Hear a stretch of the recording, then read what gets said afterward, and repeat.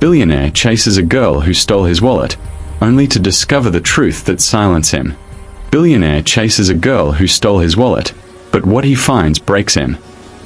Marcus Wellington III, a man whose name alone could move markets, never imagined that the moment which would change his life wouldn't come from a boardroom, but from a trembling young mother running through a crowded street with his wallet in her hand. What began as a chase turned into a revelation. What he thought was a crime was actually a desperate cry for help. In this story, you will discover how a billionaire, a struggling mother, and a sick little girl collide in a way that forces Marcus to rethink everything he believed about power, charity, and humanity. This is not just a story about a stolen wallet.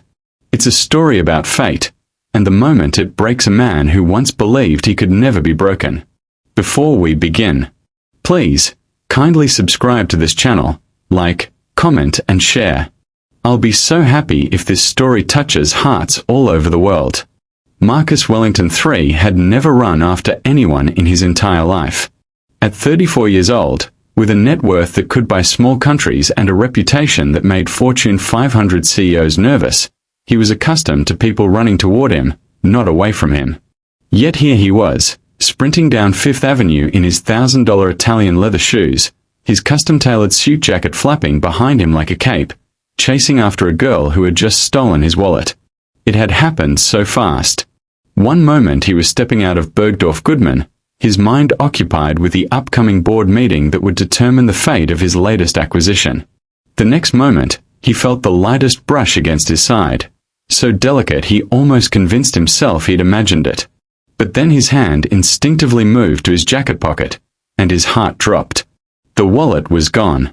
He spun around just in time to see her, a young woman with wild, dark hair pulled into a messy ponytail, wearing faded jeans and an oversized hoodie that had seen better days.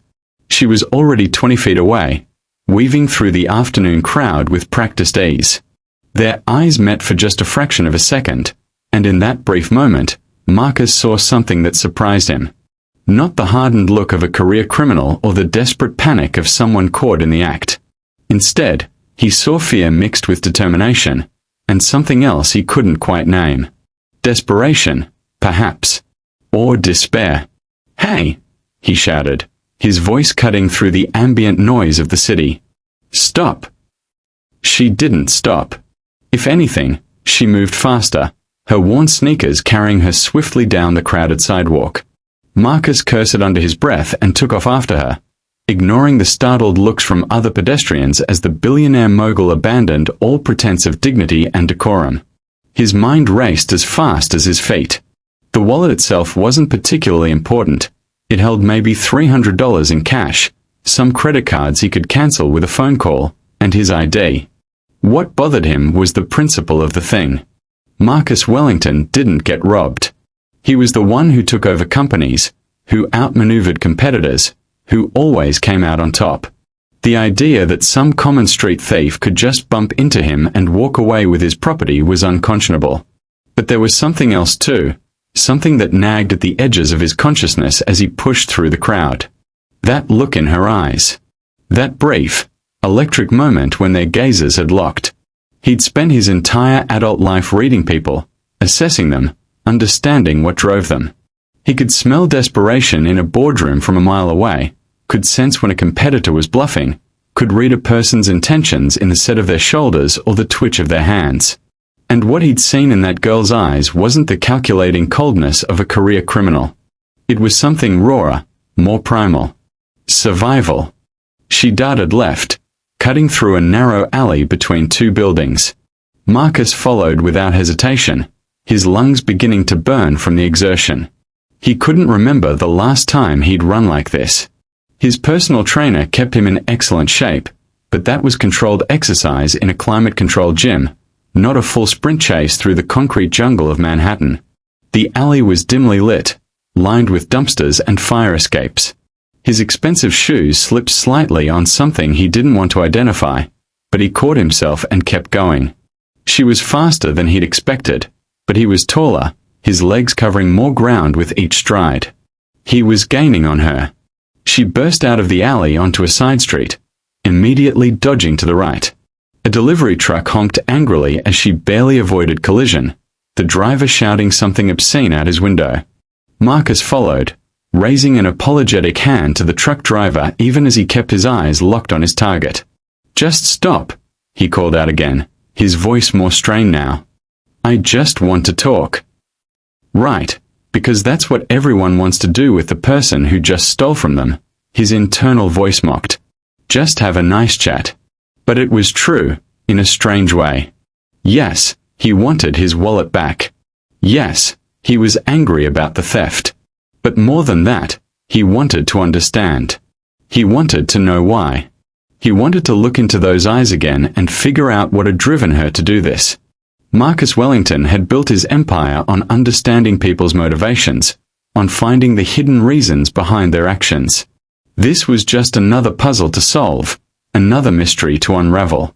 At least, that's what he told himself as his legs pumped and his heart pounded and the distance between them slowly decreased. She glanced back over her shoulder, and for a moment their eyes met again.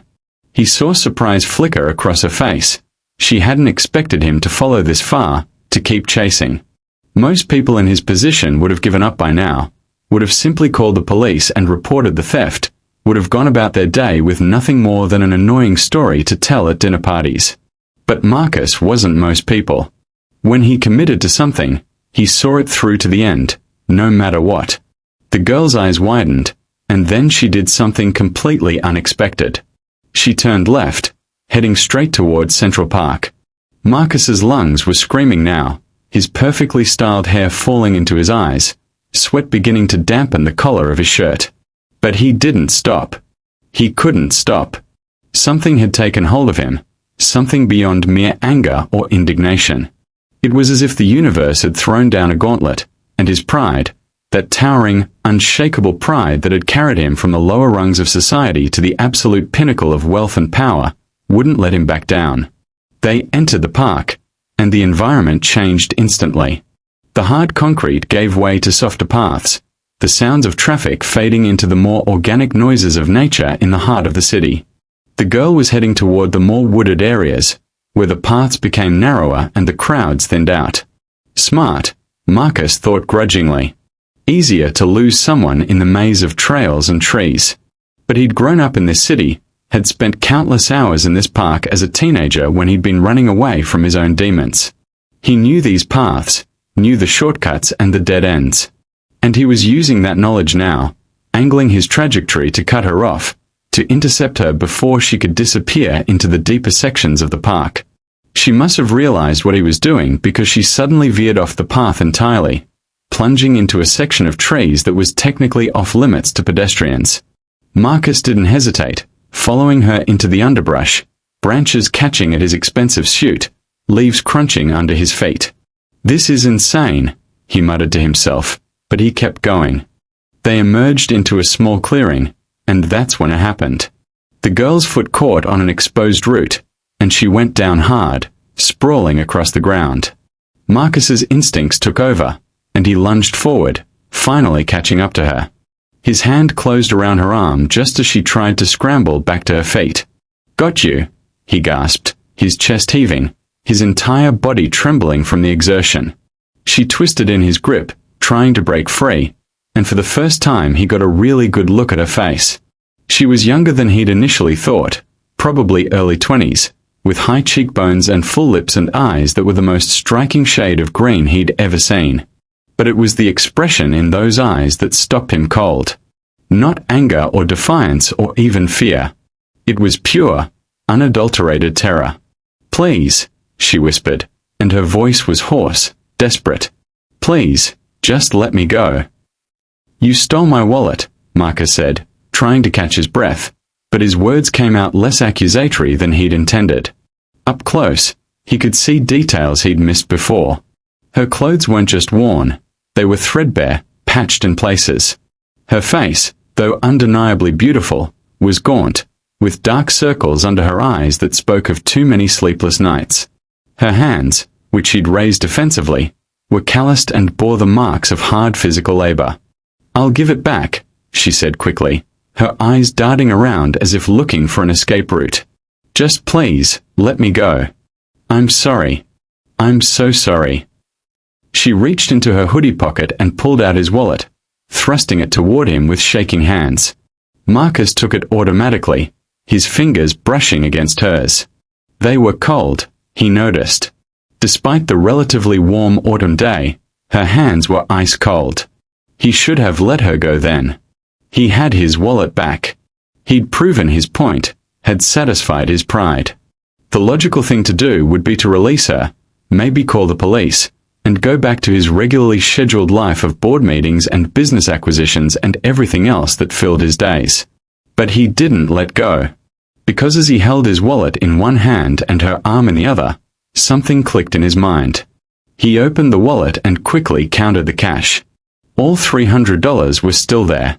The credit cards were all in their slots. Even the picture of his late mother, which he kept tucked in a hidden compartment, was undisturbed. You didn't take anything, he said, his voice filled with confusion. She looked away, tears starting to form in those incredible green eyes. I couldn't. I tried, but I couldn't. Then why take the wallet at all? I need it. She stopped, swallowed hard. My daughter. She's sick. She needs medicine, and I don't have. I can't. A sob broke through her words, and she seemed to crumple in on herself, all the fight draining out of her. I'm not a thief. I swear I'm not. I've never stolen anything in my life. But I was desperate, and I saw you coming out of that store, and you looked so. I thought maybe you wouldn't miss it. I thought maybe I could just this once. Marcus felt something shift inside his chest, a strange sensation he couldn't quite identify. It wasn't pity. He'd learned long ago that pity was a useless emotion that helped no one. But it was something adjacent to pity, something deeper and more complex. You have a daughter? He asked, his voice softer now. She nodded, still not meeting his eyes. Emma. She's 4. She has an infection, and the clinic gave us antibiotics, but they're not working. She needs different medicine, stronger medicine, and it costs $200 that I don't have. The pharmacy won't take payments, and I've already exhausted every option I could think of.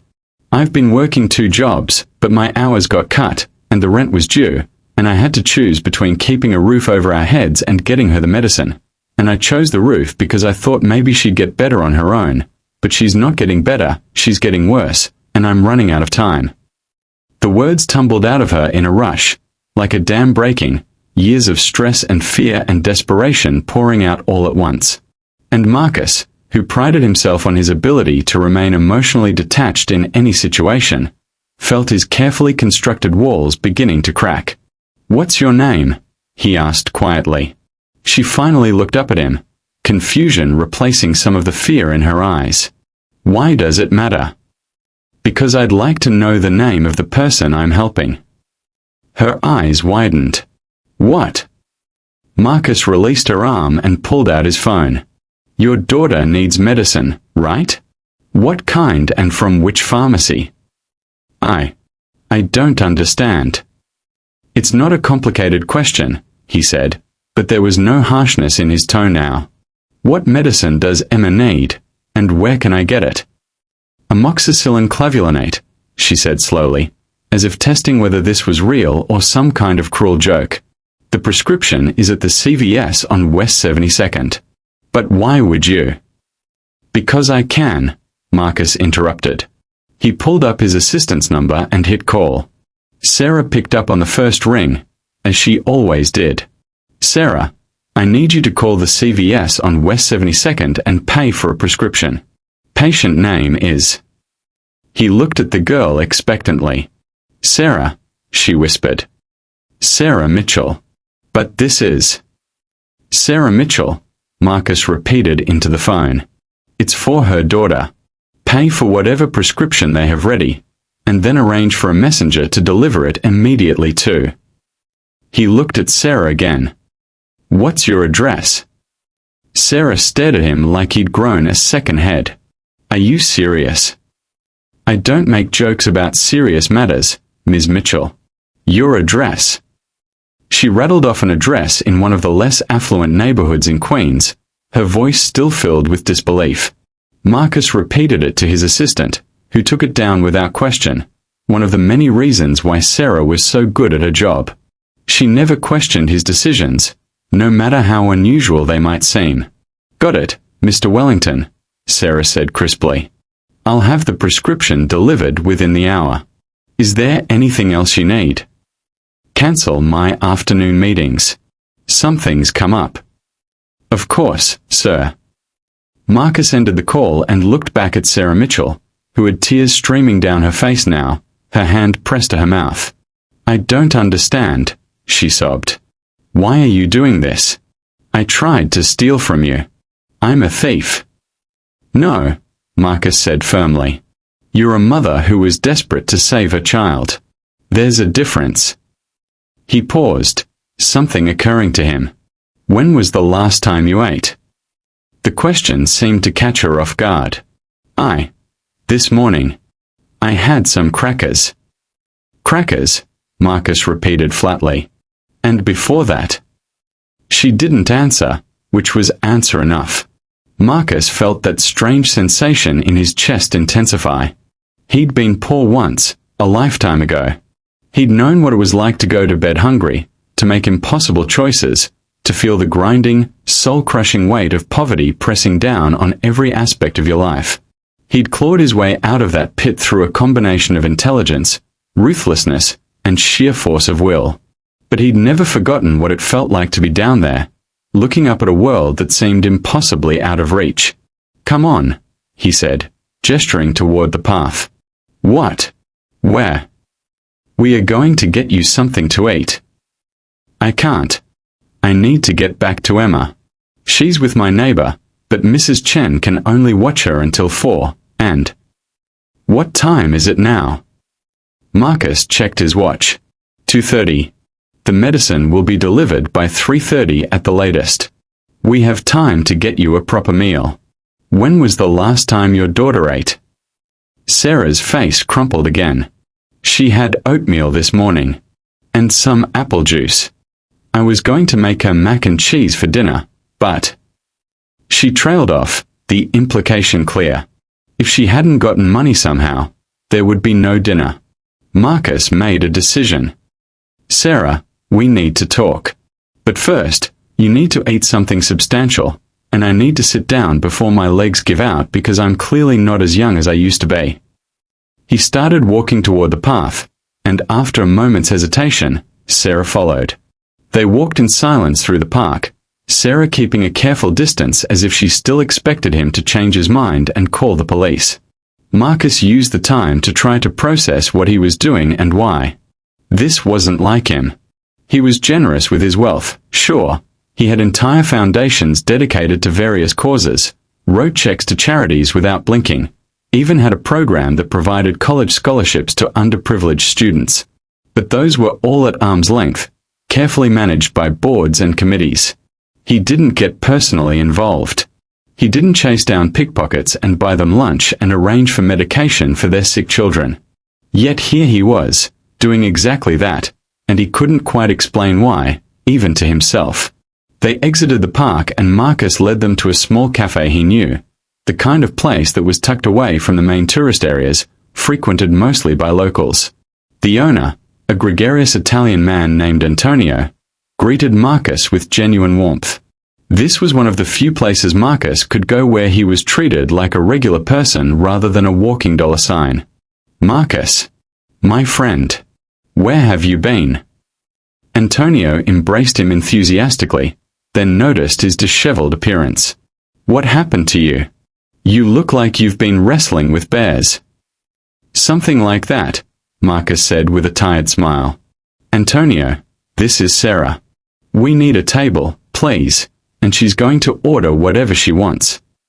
Antonio looked between them with knowing eyes, but to his credit, he didn't ask questions. Of course. Come, I have the perfect spot." He led them to a corner booth that offered some privacy. Sarah slid in hesitantly, looking completely out of place in her worn clothes and wild hair. Marcus sat across from her and waved away the menu Antonio offered. "Just bring us the special, Antonio. 2 orders. And some of that bread with the olive oil." "Right away." Antonio bustled off, leaving them alone. Sarah was staring at the table, her hands twisted together in her lap. "I should go," she said quietly. This is too much." "You haven't eaten yet." "I mean all of it. The medicine, this meal, your time. I tried to rob you, and you're treating me like a human being who's going through a difficult time." Marcus finished. "That's what you are, isn't it?" She finally looked up at him, and he was struck again by how beautiful she was, even with the exhaustion and stress etched into every line of her face. "I don't understand you," she said simply. "That makes 2 of us," Marcus admitted. "Look, Ms. Mitchell." "Sarah. Just Sarah." "Sarah, then. I'm not going to pretend I understand exactly what you're going through. But I do know what it's like to be desperate. I know what it's like to feel like the world is pressing down on you from all sides and you can't breathe and you can't think and you're just trying to survive one more day." He paused, surprised by his own candor. He never talked about his past, about the time before he'd made his fortune. "I was raised in foster care, bounced around from home to home, never staying anywhere long enough to feel like I belonged. By the time I aged out of the system at 18, I had nothing. No family, no money, no support system. I spent 2 years living in a shelter while I worked 3 jobs and put myself through community college." Sarah's eyes widened. "You? But you're Marcus Wellington. You're worth billions." "Now I am. Back then, I was just another homeless kid trying not to become a statistic." He'd never told anyone this story, not in such raw, unvarnished terms. His official biography glossed over the details, painting a sanitized picture of a determined young man pulling himself up by his bootstraps. But the reality had been much uglier, much harder. So when I see someone doing something desperate because they're trying to protect someone they love, I understand that in a way most people can't. Antonio arrived with their food, steaming plates of homemade pasta, thick slices of warm bread, a small dish of olive oil infused with herbs. Sarah stared at it like she'd never seen food before. "Eat," Marcus said gently. "We can talk while you eat." She picked up her fork hesitantly, then took a bite. Her eyes closed, and a small sound of pleasure escaped her lips. "Oh my God," she whispered. "This is incredible." "Antonio is a master," Marcus agreed, taking a bite of his own pasta. They ate in silence for a few minutes, and Marcus could see some of the tension gradually leaving Sarah's shoulders as the food filled her empty stomach. "Thank you," she said finally, her voice thick with emotion. "For the medicine, for this, for not calling the police. For everything. I don't know how I'll ever repay you." "You don't need to repay me. But I do want something from you." She froze, her fork halfway to her mouth, and Marcus saw fear flash through her eyes again. "What?" she asked warily. "I want to understand. Tell me your story, Sarah. How did you end up in this situation?" She set down her fork and was quiet for a long moment, her eyes distant. "It's a long story," she said finally. Marcus gestured at the food. "We have time. And I'm a good listener." Sarah took a deep breath, and then she began to talk. "I grew up in a small town in Ohio," Sarah began, her voice soft but steady. "Normal middle-class family. Mom was a teacher, Dad worked at the auto plant. They weren't rich, but we were comfortable. Happy. I had dreams of going to college, becoming a teacher like my mom, having a normal, stable life." She paused to take another bite of pasta, and Marcus waited patiently for her to continue. "I met Emma's father when I was 19. His name was Jake. He was charming, handsome, said all the right things. We were young and stupid and in love, or at least I thought we were in love. I got pregnant 3 months after we met." Marcus could already see where this was going, but he didn't interrupt. Jake seemed excited at first. He proposed. We started making plans. But then he just left. One day I woke up and he was gone. No note, no explanation, nothing. I found out later he'd moved to California with some girl he'd met online. He didn't want to be a father, didn't want the responsibility. "I'm sorry," Marcus said, and meant it. Sarah shrugged, but he could see the pain in her eyes. My parents were disappointed. They're religious, traditional. They'd always had this vision of what my life should look like, and a single mother at 19 wasn't part of that vision. They said I could come home, but there were conditions. I'd have to give the baby up for adoption, or I'd have to leave. Marcus felt anger stirring in his chest on her behalf. They gave you an ultimatum. They thought they were helping me. In their minds, they were saving me from ruining my life. But I couldn't give up my baby. She was mine, you know? The only thing in the world that was truly mine. So I left. Where did you go? New York. I'd always wanted to come here, always dreamed of the city. And I figured if I was going to be alone and broke and starting over, I might as well do it somewhere that felt like possibility existed. I had about $2,000 saved up from working at a diner during high school. I thought that would be enough to get me started, to give me time to find a job and get settled before the baby came. She laughed, but there was no humor in it. I was so naive. $2,000 in New York City is nothing. It evaporated in the first month. Rent, food, doctor's appointments. I got a job waitressing at a diner, but I was pregnant and exhausted, and I could only work so many hours before my body gave out. I had Emma 3 weeks early, in a hospital where the nurses looked at me with pity because I was alone, because no one came to visit, because I barely had money for the delivery. Marcus found himself leaning forward, completely absorbed in her story. He'd heard countless hard luck tales over the years. They came with the territory of being wealthy. Everyone had a story, everyone needed something. But there was something different about Sarah's voice, something raw and honest that cut through his usual skepticism. The first year was the hardest, Sarah continued. I was working 40 hours a week at the diner, and I had Emma in the cheapest daycare I could find, but even that cost most of what I was making. I was living in a tiny studio apartment in Queens, the kind of place where you could hear every sound from your neighbors and the heat barely worked in winter.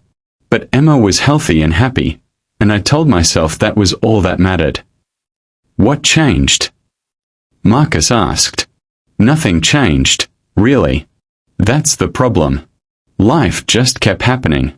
My hours at the diner got cut when they hired someone new. I picked up a second job cleaning offices at night, but that meant I saw Emma even less. I'd drop her at daycare in the morning, work the lunch shift at the diner, sleep for a few hours, then work overnight cleaning, then pick her up and try to be a present, engaged mother on 3 hours of sleep.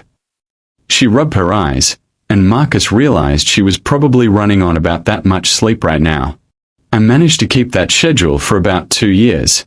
Then the office building I was cleaning for lost a major tenant and had to cut back on cleaning services.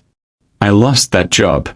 I found another one pretty quickly, stocking shelves at a grocery store in the evenings, but it paid less. Then my landlord raised the rent. Then Emma got sick with an ear infection and I had to miss work to take her to the clinic. Then my rent got raised again. Then Emma needed new shoes because she'd grown out of her old ones. Then the diner changed ownership and my hours got cut again. Then. Her voice was rising now, years of frustration and exhaustion pouring out. It's never one big thing, you know? It's 1,000 little things, all piling up, all pulling you down. And you try to keep your head above water, but the waves keep coming, and you're so tired, and every time you think you've got your feet under you, something else happens to knock you back down. Marcus understood exactly what she meant. He'd lived it himself, once upon a time. That feeling of drowning in slow motion, of fighting so hard just to stay in place. So what happened this week? He asked gently. Sarah took a shaky breath. Emma got sick. Just a cold at first, or so I thought. But it got worse. Fever, coughing, crying all night. I took her to the free clinic and they diagnosed her with an ear infection. They gave us antibiotics, but they're not working. She's getting worse instead of better, and when I called the clinic, they said she needs a different medication, something stronger. But it costs $200, and my insurance, which is basically garbage anyway, won't cover it. And you didn't have $200, Marcus said. I had $43 in my bank account. Rent was due in 2 days, and I had exactly enough for that. If I bought Emma's medicine, we'd be evicted. If I paid the rent, Emma wouldn't get better. Those were my options. Marcus felt that anger stirring again, but this time it wasn't directed at any specific person. It was at the system, at the cosmic unfairness of a world where a mother had to choose between keeping a roof over her child's head and getting that child life-saving medicine. So you tried to take my wallet, he said. She nodded miserably. I've been walking around the city for 3 days, trying to work up the courage. I've never stolen anything in my life.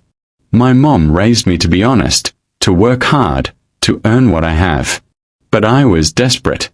Emma was crying last night, saying her ear hurt, and I couldn't do anything. I couldn't fix it. I couldn't help her. And I broke. Tears were streaming down her face now, but her voice remained steady. I saw you coming out of that store, looking so perfectly put together in your expensive suit, and I thought you probably had more money than you knew what to do with. I thought maybe if I could just get enough for the medicine, I could pay you back somehow, someday. I thought maybe you wouldn't even notice it was gone. And then you couldn't go through with it, Marcus said. I had your wallet in my hand, and all I could think about was what I was teaching my daughter.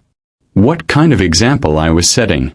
My mother may have kicked me out, but she did raise me with values, with principles.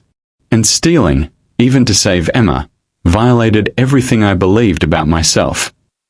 She wiped at her eyes with the back of her hand. But then you started chasing me, and I panicked. I didn't know what else to do but run. Marcus sat back, processing everything she told him. The logical part of his brain, the part that had built an empire through careful calculation and strategic thinking, was already formulating a plan. But there was another part of him, a part he usually kept locked away, that was simply feeling. Feeling empathy for this woman who'd been dealt an impossible hand. Feeling admiration for her strength, her determination to do right by her daughter even when every odd was stacked against her. Feeling something else too, something he didn't quite have a name for yet. Sarah, he said finally, I want to help you. Not just with the medicine, but with everything. She shook her head immediately. No. You've already done too much. The medicine is more than enough, more than I ever could have hoped for. What's your rent? Marcus asked, ignoring her protest. What? No, I can't. How much is your rent? He repeated, his tone brooking no argument. She hesitated, then mumbled, $1,200 a month. Marcus did some quick mental math. $1,200 a month for what was undoubtedly a barely livable apartment in a questionable neighborhood. Add in utilities, food, childcare, transportation, medical expenses for a child. She was probably bringing in maybe $2,000 a month, if that, from her jobs. No wonder she was drowning. And how much do you owe right now? Not just rent, but everything. Medical bills, credit cards, whatever. I don't have credit cards. I couldn't get approved for those even if I wanted them. The clinic bills. She pulled out a crumpled piece of paper from her pocket, a list written in neat handwriting. About $3,000 in outstanding medical bills. That's not counting the rent that's due or the medicine. Marcus pulled out his phone again. Sarah watched him with wide eyes. What are you doing? She asked nervously. Fixing this, he said simply. He called Sarah, his assistant Sarah, back. Sarah, I need you to wire $5,000 to a checking account. I'll send you the routing information. Do it immediately. Right away, Mr. Wellington. Marcus looked at Sarah Mitchell expectantly. Your account information? She was shaking her head vigorously. No. Absolutely not. I can't accept that. It's too much, It's nothing to me, Marcus interrupted. Sarah, I make more than that in the time it took me to chase you through the park. This isn't charity. Think of it as an investment. An investment in what?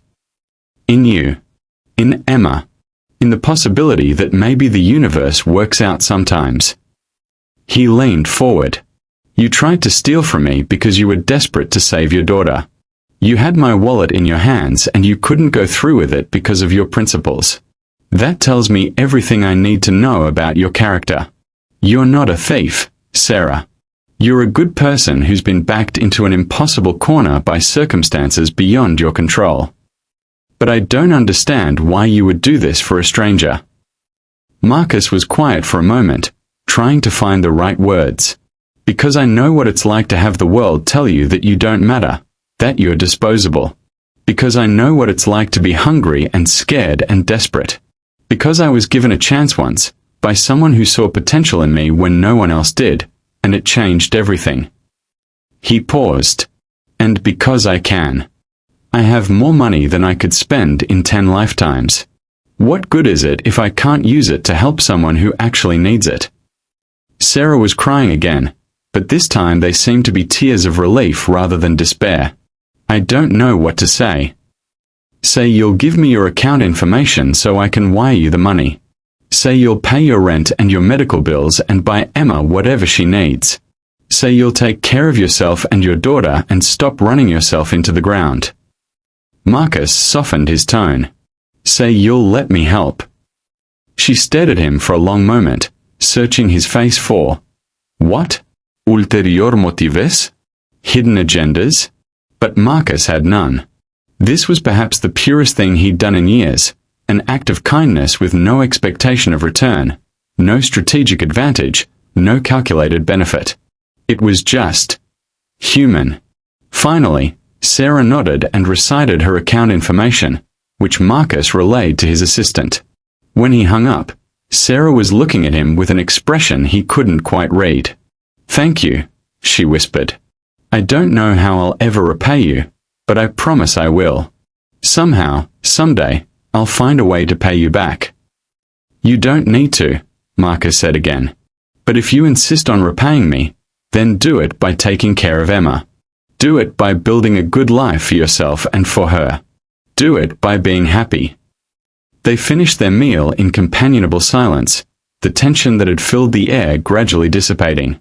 Antonio brought them coffee and a dessert Marcus didn't remember ordering. Tiramisu, rich and decadent. Sarah ate it with the same reverence she'd shown the pasta, savoring every bite. Can I ask you something? Sarah said as she set down her fork. Of course. Why didn't you just call the police? When you caught me, I mean. Most people would have. Hell, most people probably would have already. Marcus considered the question. Honestly? I'm not sure. Instinct, maybe. That look in your eyes when you turned around. I've spent my whole life reading people, and what I saw in you wasn't criminality. It was fear and desperation and pain. And I thought maybe there was more to the story than a simple theft. Most people wouldn't have cared about the story. I'm not most people, Marcus said with a slight smile. No, Sarah agreed, a small smile of her own appearing. You're really not. Marcus checked his watch. It was 3:15. The medicine should be arriving at your apartment soon. You should probably head home to Emma. Sarah nodded, but she seemed reluctant to leave, as if she was afraid that leaving this moment would somehow make it all disappear, would reveal it to be nothing more than a beautiful dream. Marcus understood the feeling. This whole afternoon had taken on a surreal quality, as if he'd stepped outside of his normal life and into something else entirely. They stood, and Marcus walked her to the door. Antonio intercepted them, pressing a bag into. Marcus stood at the entrance of Antonio's cafe, watching Sarah prepare to leave. The autumn sun was beginning to dip lower in the sky, casting long shadows across the street. She clutched the bag Antonio had given her, filled with extra food he'd insisted she take for Emma, like it was the most precious thing in the world. "I should go," she said again, but her feet seemed rooted to the spot. "Emma will be wondering where I am." "Let me get you a car," Marcus offered, already pulling out his phone. "No, really, the subway is fine. You've done enough." "Sarah." He said her name firmly but gently. "Let me do this. It's getting late, you have a sick child waiting for you, and you're carrying food and will soon be carrying medicine. Please, just let me make sure you get home safely." She hesitated, then nodded. Within minutes, Marcus had arranged for his driver to take her home. As they walked to where the car would pick her up, Sarah kept glancing at him sideways, as if she still couldn't quite believe any of this was real. The black Mercedes pulled up smoothly to the curb. Marcus opened the door for her, and Sarah paused before getting in. "Marcus," she said, using his first name for the first time. "Thank you. For everything. For not judging me. For listening. For caring about a stranger and her daughter. You didn't have to do any of this." "Maybe that's exactly why I had to do it," Marcus replied. "Because I didn't have to. Because it was a choice, not an obligation." Sarah smiled, a real, genuine smile that transformed her entire face, making her look younger, lighter. "You're a good man, Marcus Wellington. I hope you know that." She got into the car, and Marcus closed the door behind her.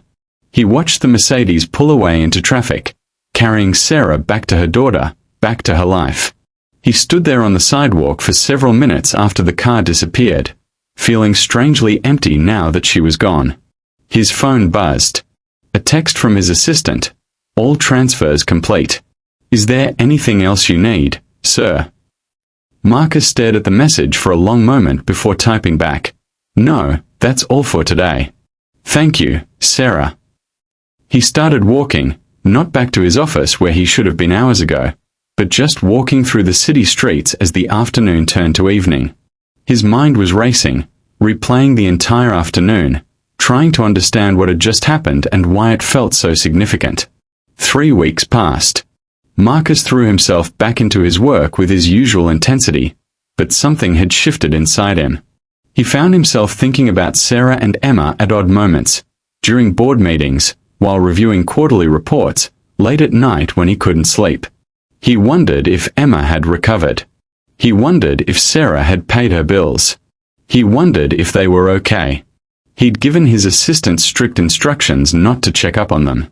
This wasn't about control or verification. He'd helped because it was the right thing to do, and what happened after that was Sarah's business, not his. He had to trust that she would use the help he'd provided to build a better life for herself and her daughter. But he couldn't stop thinking about her. About those green eyes that held both vulnerability and strength. About her determination to do right by her daughter even when it would have been so much easier to give up. About the way she'd felt in his arms for that brief moment when he'd caught her in the park, small and fragile, yet somehow indestructible. It was a Friday evening when his phone rang with an unknown number. He normally didn't answer calls from numbers he didn't recognize, but something made him pick up this one. "Hello. Marcus. It's Sarah. Sarah Mitchell. I hope you don't mind. I got your number from your assistant. I told her it was important." His heart rate inexplicably quickened at the sound of her voice. "Sarah. No, of course I don't mind. Is everything all right? Is Emma?" "Emma's fine. She's perfect, actually. The medicine worked. She's completely healthy now, running around like the little tornado she is." Sarah's voice was warm, filled with a happiness that made Marcus smile. "I wanted to call and thank you again. And to tell you that I paid all the bills, and I have enough left over that I can actually breathe for the first time in years." "I'm glad," Marcus said, and meant it with an intensity that surprised him. "You deserve to breathe, Sarah." There was a pause, and then Sarah said, "There's actually another reason I'm calling. I wanted to ask if you'd like to have dinner. With me and Emma. Nothing fancy, just spaghetti at my apartment. It's the least I can do after everything you've done for us. And Emma's been asking about the nice man who helped us." I told her a little bit about what happened, an age-appropriate version, anyway. Marcus's first instinct was to decline. He didn't do this, didn't get personally involved with the people he helped, didn't cross the boundaries between his carefully compartmentalized worlds. But even as he thought this, he found himself saying, "I'd love to." "Really?" Sarah sounded surprised and pleased. "How about tomorrow night? 6 o'clock. Tomorrow at 6. I'll be there." After he hung up, Marcus sat in his penthouse apartment, looking out at the glittering Manhattan skyline, and wondered what he was doing. This wasn't like him. He was Marcus Wellington, billionaire businessman, corporate raider, the man who'd built an empire on the ability to separate emotion from logic. He didn't have dinner with former pickpockets and their daughters. But apparently, he did now. The next evening, Marcus found himself standing outside Sarah's apartment building in Queens, holding a bottle of wine he'd probably paid too much for and feeling more nervous than he had in years.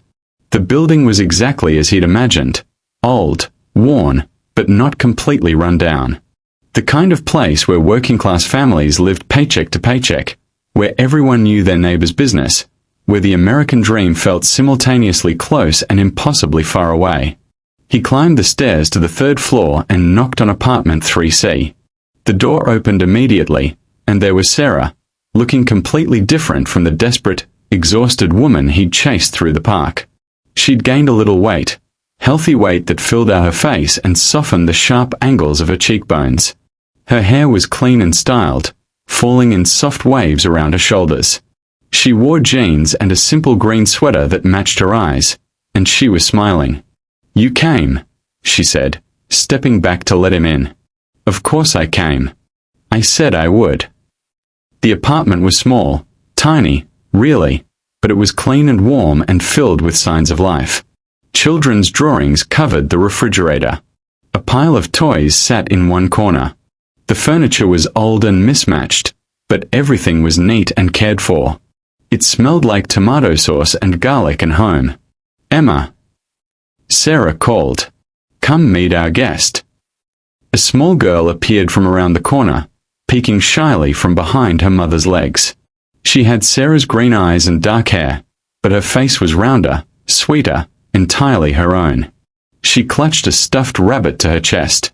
"Emma, this is Marcus. He's the friend I told you about. The one who got me medicine." Emma asked in a small voice. Marcus crouched down to her level, a skill he'd had to develop for the rare occasions when he interacted with his friend's children. "That's right.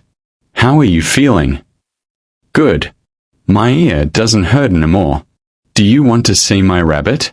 His name is Mr. Hoppy." "I'd love to meet Mr. Hoppy," Marcus said seriously, and Emma's face lit up. She held out the stuffed rabbit for his inspection, launching into an elaborate explanation of Mr. Hoppy's adventures and preferences and daily routine. Marcus listened attentively, asking questions, and found himself genuinely charmed by this tiny, earnest person. Sarah watched them with an expression that made Marcus's chest feel tight. "Emma, why don't you go wash your hands? Dinner's almost ready." Emma scampered off, and Sarah turned to Marcus. "She likes you. She doesn't usually warm up to strangers that quickly." "She's wonderful," Marcus said honestly. "You're doing an amazing job with her." "I'm trying," Sarah said softly. "It's hard, but she makes it worth it." They sat down to dinner, spaghetti with meat sauce, garlic bread, a simple salad. It was nothing like the five-star restaurants Marcus usually frequented, nothing like the catered meals at business dinners or the private chef who prepared his food at home. But it was delicious in a way that had nothing to do with culinary expertise and everything to do with being cooked with care and served with love.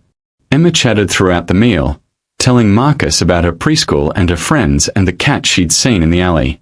Sarah watched her daughter with such open adoration that Marcus felt like he was intruding on something sacred. This was what he'd been missing his whole life. This warmth, this connection, this sense of belonging to something bigger than himself. After dinner, Emma begged Marcus to read her a bedtime story. He looked to Sarah, who nodded with an amused smile. So Marcus found himself sitting on the edge of a small twin bed, reading Where the Wild Things Are to a 4-year-old who was fighting sleep even as her eyes drooped closed. When Emma finally drifted off, Marcus carefully extracted himself and returned to the living room, where Sarah was washing dishes. "Let me help," he said, picking up a towel. They worked in comfortable silence for a few minutes before Sarah spoke. "Can I tell you something? Something I didn't mention when we talked before." "Of course." She took a deep breath. "When I took your wallet, when I ran from you, I was planning to use some of that money for something else too. Not just Emma's medicine." Marcus waited, sensing this was difficult for her to say. "I was going to use it to buy a bus ticket. To leave New York. I was going to take Emma and run because—" She paused, her hands stilling in the dishwater. "Because Emma's father found us. Jake.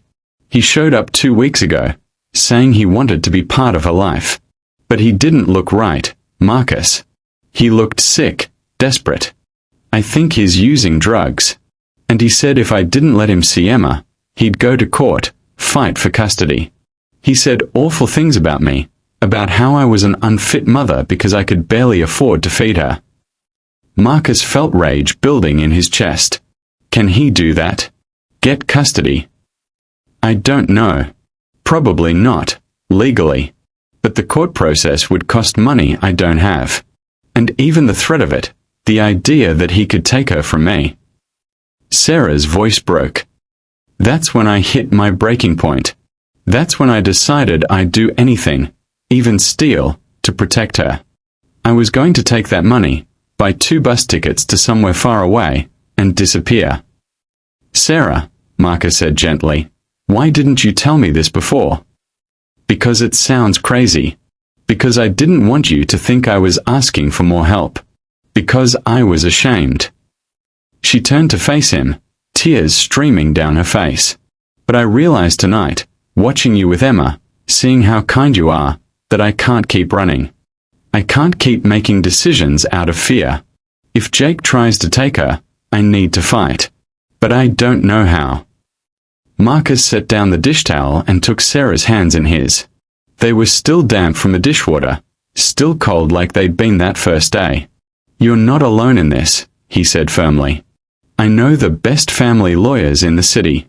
We'll make sure Emma stays with you, where she belongs." "I can't ask you to." "You're not asking. I'm offering. Sarah, you tried to steal from me to protect your daughter. The least I can do is help you protect her the right way." He squeezed her hands. "Let me help. Please." She searched his face, and whatever she saw there made her nod. Okay, yes. Thank you." They stood there in her tiny kitchen, hands clasped, and something passed between them, something electric and undeniable. Marcus was suddenly, intensely aware of how close she was, how beautiful she looked in the soft kitchen light, how right it felt to be standing here with her. "Marcus," Sarah whispered, "why are you really doing all this? The money, the lawyers, coming here tonight. Why do you care so much?" It was the question Marcus had been asking himself for 3 weeks. And standing there, looking into her eyes, he finally knew the answer. "Because from the moment I chased you through that park, something changed in me. Because you reminded me that there's more to life than board meetings and acquisitions and building empires. Because when I look at you and Emma, I see something I didn't even know I was missing." He paused, gathering his courage. "Because I care about you, Sarah. Both of you. More than I probably should after knowing you for such a short time." Sarah's breath caught. "Marcus, I care about you too. But this is complicated. I have a daughter, an unstable ex, a whole messy life. You're a billionaire with a company to run and a reputation to maintain. We're from completely different worlds. Maybe that's the point, Marcus said softly. Maybe we need each other precisely because we're from different worlds. You remind me of who I was, of where I came from. You keep me human. And maybe I can help give you and Emma the security and stability you deserve. Maybe we can build something new together, something that belongs to both our worlds. He reached up and gently brushed a tear from her cheek. Sarah leaned into his touch, her eyes closing. This is crazy, she murmured. The best things usually are, Marcus replied. And then, slowly, giving her every chance to pull away, he leaned in and kissed her. It was gentle, tender, filled with all the words he didn't quite know how to say. Sarah kissed him back, her hands coming up to rest against his chest, and Marcus felt something slot into place inside him, something he hadn't even known was missing. When they finally pulled apart, Sarah was smiling through her tears. So what happens now? She asked. Now, Marcus said, we take things one day at a time. I'll call my lawyer on Monday about the custody situation. We'll make sure Emma stays safe. And we'll figure out the rest as we go. Just like that. Just like that. Marcus smiled. I didn't build an empire by overthinking things, Sarah. When I see something worth fighting for, I fight for it.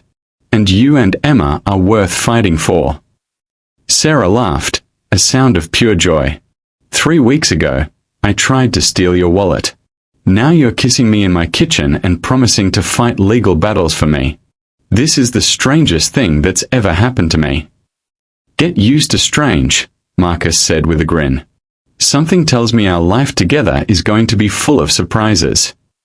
Our life together, Sarah repeated wonderingly. I like the sound of that. They stood there in the tiny kitchen of her tiny apartment, holding each other as the city hummed outside the windows. Marcus Wellington, who'd spent his entire adult life building walls and maintaining distance, felt those walls crumbling. And for the first time in longer than he could remember, he wasn't afraid. He'd chased Sarah Mitchell through Central Park to catch a thief. Instead, he'd found something infinitely more valuable. He'd found a reason to be human again. He'd found a family. He'd found love. Sometimes the best things in life come from the most unexpected places. Sometimes a stolen wallet leads to everything you never knew you needed. Sometimes the universe conspires to bring people together in the strangest ways possible. And sometimes, just sometimes, chasing after what you think you've lost leads you to discover what you've been searching for all along. 6 months later, Marcus stood in the doorway of what would soon be their new home, a spacious brownstone in a safe neighborhood with good schools and a yard where Emma could play. Sarah was directing the movers, her voice confident and clear, so different from the desperate whisper of that first day. Emma ran past, giggling, Mr. Hoppy clutched in one hand.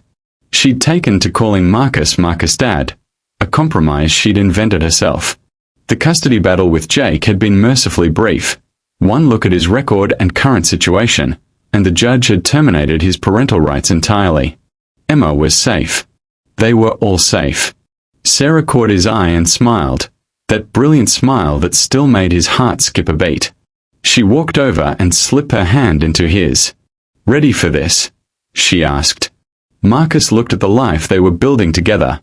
Messy, complicated, beautiful, real. He thought about the man he'd been 6 months ago, so focused on his empire that he'd forgotten what he was building it for. He thought about the wallet that started it all, still sitting in his desk drawer, a reminder that sometimes losing something leads you to find everything. I've never been more ready for anything in my life, he said, and meant it with every fiber of his being. Their story had started with a theft and a chase, but it had become so much more, a love story, a family story, a story about second chances and the courage to let someone in. About finding light in unexpected places and discovering that the best investments aren't measured in dollars but in moments, in connections, in love. Marcus Wellington had chased a girl who stole his wallet. In return, she'd stolen his heart. And he'd never been happier to lose something in his life. And so, The billionaire who set out to catch a thief ended up finding something he didn't know he had lost: his heart. He thought he was chasing justice, but he was really chasing redemption. In helping a desperate mother and her innocent little girl, Marcus discovered that true wealth isn't measured in dollars, but in the lives you choose to lift when no one is watching. Thank you for watching. If this story touched your heart, please don't forget to like, share, and subscribe for more life-changing stories. Your support helps us continue creating life-changing narratives.